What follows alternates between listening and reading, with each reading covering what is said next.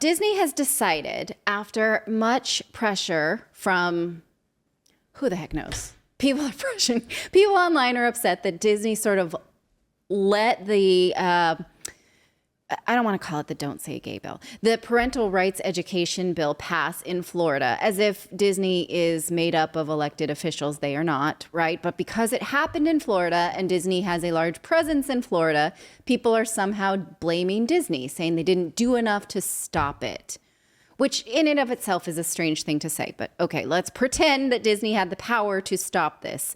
And not pretend that we have elected officials who are supposed to do things that are representative of what we want. So now Disney is saying, well, we do actually have a goal as a company for the law to be repealed by the legislature or struck down in courts. They're saying we are going to throw our power behind stopping this bill or somehow getting it repealed. And so Republican lawmakers in Florida are saying, oh, really? You'd like to do that? Well, then what we can do is repeal a law from 1967 that allows Disney to act as its own government in Florida because of the land that they are on is a self-governed land, and Disney is the largest owner of the land in that area. So they have happily skipped through all kinds of legislation since the inception of the park in the early 70s.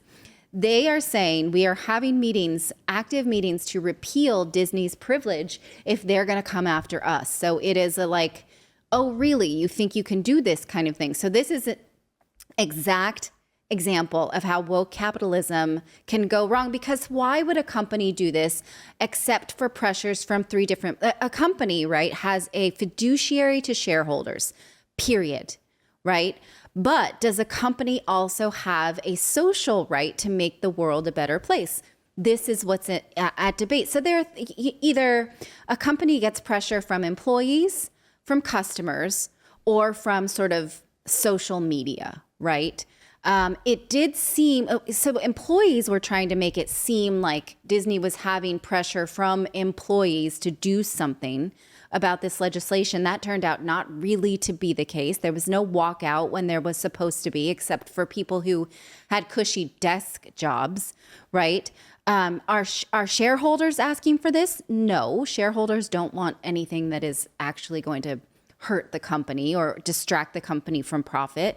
Are consumers or customers asking for this? Well, that's debatable, right? So there are people who are saying, I no longer want to go to Disney. I no longer want to watch their shows or buy their products because they didn't do anything about this bill. The bill, we've talked about its merits, so I don't want to bring that up. What I want to bring up is whether or not it is within Disney's rights to say they can work to repeal a legislation. Should they say this? Does this break their fiduciary? And is it contradictory? Right? It's such a crazy argument right now. Well, and also, should Disney be able to govern itself? I mean, like, is Disney its own country? Well, it has been. It has been since the, late 70s? Yeah, or in late 1967, but the park opened in 71. So, of course, all of the money that was funneling into that area, I lived in Orlando for quite a while, and I know, I mean, they have broad authority. Of course, if you've ever been to Orlando, Florida, and you go to Disney World, you know that once you enter that part of the area near Kissimmee, Florida, and you enter the Disney zone, so to speak, all the street signs are different. Like, where else can you go in America where the street signs literally have a different font and a different the stop signs are like Disney stop signs. The street signs are Disney stop signs. The street speed limit signs, like they're written with the Disney font.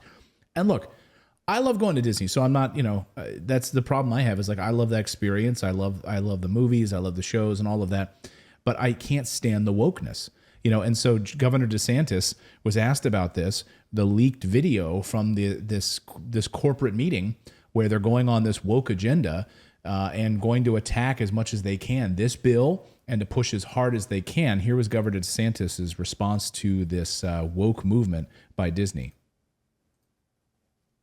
Well, and especially, Tucker, you got to wonder, why is the hill to die on to have transgenderism injected into kindergarten classrooms or woke gender ideology injected into second grade classroom? Why is that the hill to die on? Meanwhile, if we had done a bill that prohibited talking about the abuse of Uyghurs in China, Disney would have supported that legislation because they don't want to say a word about that. So it's just an odd manifestation of their corporate values that they actually do Disney cruises, Tucker, to the nation of Dominica, which criminalizes homosexuality. So they're fine doing that and lining their pockets. They're fine lining their pockets from the CCP and all the atrocities that go on there.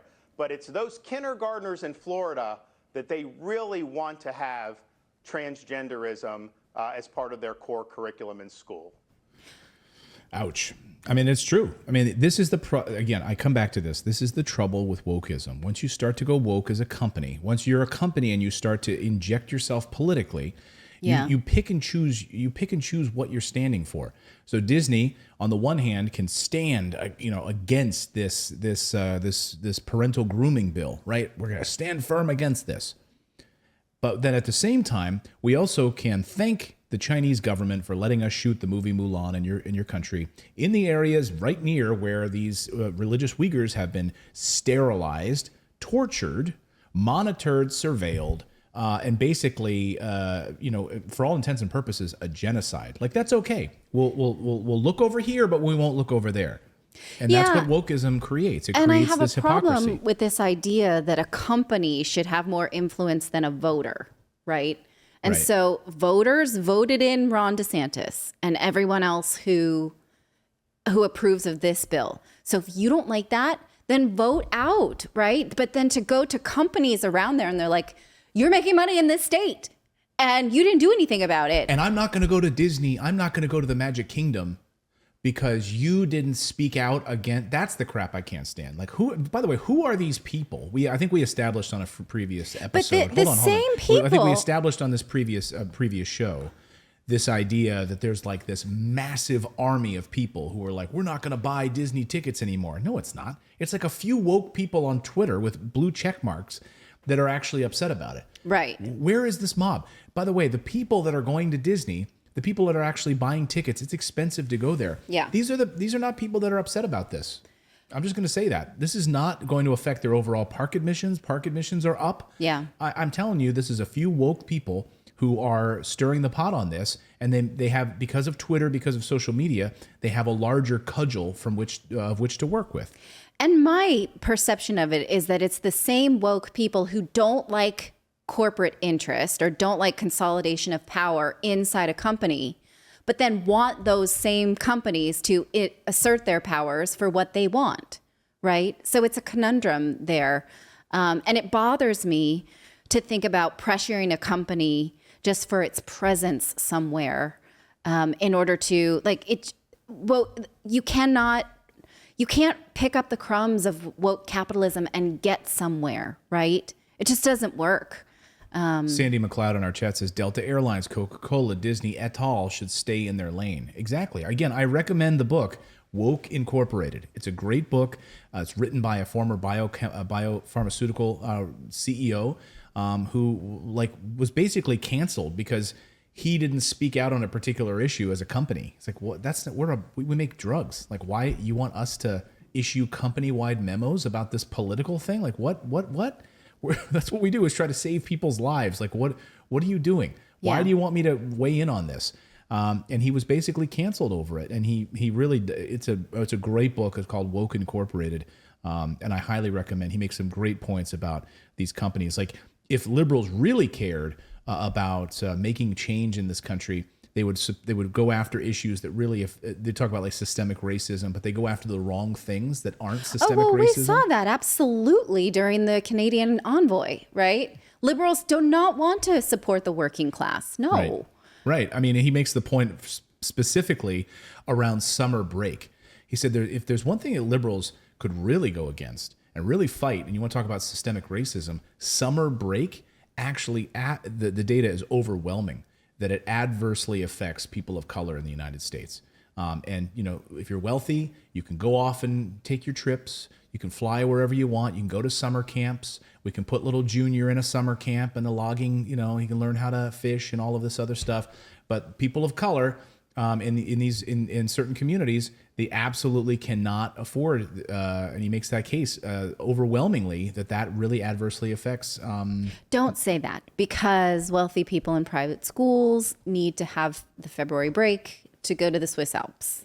Right. They cannot worry about Right. people of color whose kids just have to watch TV.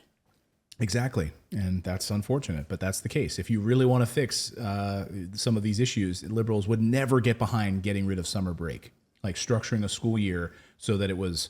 I would. There's no, yeah, because you don't want the kids home. That's exactly why. But 12 weeks is too long. but they're never going to fight for that. He makes the point that they're not going to, like, the data is overwhelming in that, but they just will ignore that. They're just, Well, they'd and much unfortunately, rather focus on those. that saying is correct. The squeaky wheel gets the grease, because it is a minority, but it is a loud minority. And all these companies cave to it because they think, oh, well, we can't look like we're against, a certain sect of people. Right. So then how would you answer the question, well, if you don't ask corporations to stand up for social rights, how do you make change? Right. Right. Ask the question again. So then, the question that you're left with is like, well, you got to ask everybody to participate in social change. And so why wouldn't we involve Disney in this, right? Well, it's sad because what we now understand about corporations is the amount of weight they carry. Like, what I think in many ways we're acknowledging that we are run by oligarchy. We're run by these companies. We're run by big money in Wall Street, and all of these big companies run the show. So we feel like, okay, we as people maybe don't have a voice, which is not true. We absolutely do. So instead of us, the people, why don't we go to these big corporations where Bob Iger can get on the phone and make a phone call? Or just go right to Tim Cook. Just Well, get and it Tim all Cook on stems- the But phone. it's like my vote didn't actually accomplish with what I wanted, so I'm going to ask a company then to put Like more a- power. like a do-over. Right. I think what the problem is people put so much power in all these other things. It's like when Occupy Wall Street was going on, like, you guys are in New York. You're on a branch of this big tree, but nobody is going to where the roots are, and the roots are Washington. It's the whole system in Washington is corrupt, and it breeds this behavior. It's like they're taking corporate money, so they're making laws that benefit these corporations and stuff. So the root of the problem is what's going on with Washington, and until we fix that, none of this stuff is going to get fixed. Yeah, and so people keep asking in the chat about our corporations people. Remember, Mitt Romney famously said the corporations are people, right? Yeah. And can we get over that piece? Like, they're not people, right? They're not people. But we're asking these big corporations to act as if they are people. Right.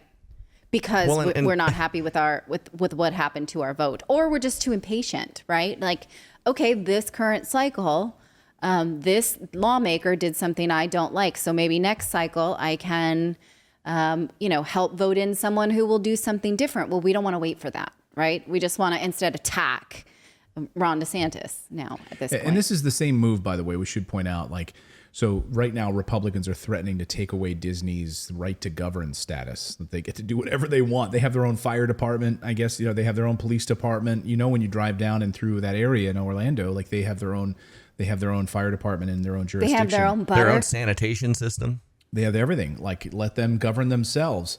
And this is the same thing that we do with Israel, right? Where we threaten, we're not going to send you that $40 billion that we send you every year.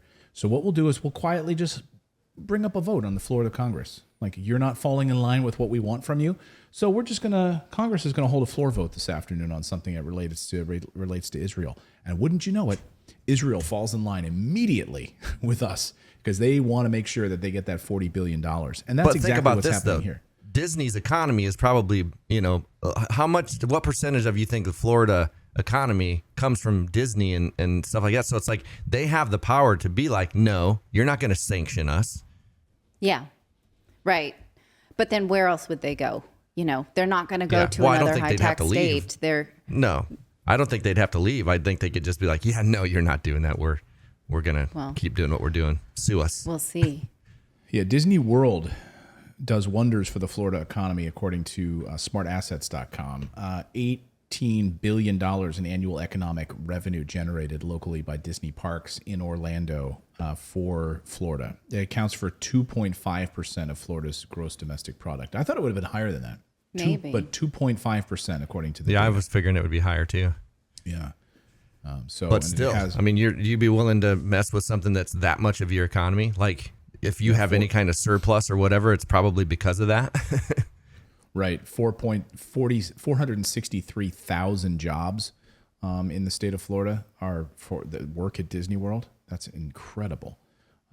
It is interesting. Ron DeSantis did bring up a good point. He said, "Why? Since when does a California company, it's based in California, get to weigh in on what we do here in the state of Florida?" Like, Yeah. you know, we don't. You people want to move here and vote in your elections. Like the people of Florida wanted this. They voted for it. They voted these individuals in. You know, Florida gets what it asks for, basically. Right. I mean, at the end of the day, you know, that's what happens. Elections have consequences, and we have the ability to vote people out if we don't want them. Yeah. So, Or wine to Disney to change it.